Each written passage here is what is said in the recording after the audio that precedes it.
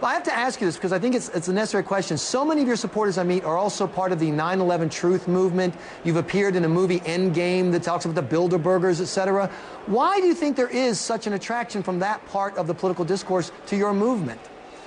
Well, I'm not sure, and one of the reasons is that, though I don't endorse those concerns, I probably have, encouraged it, ironically, because I haven't accepted the 9/11 investigation. You haven't?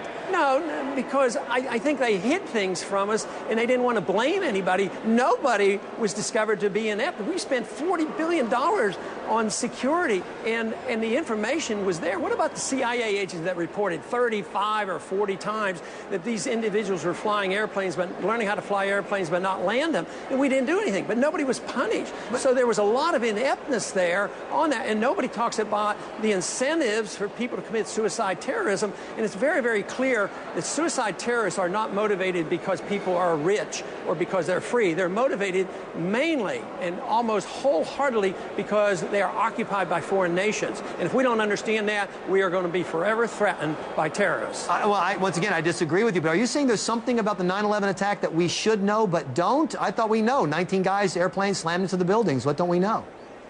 Well, what we don't know is who was inept. We had that information buried in all those records that some of these people were stirring around. We didn't do anything to prevent it. I mean, we had all this money spent to protect us.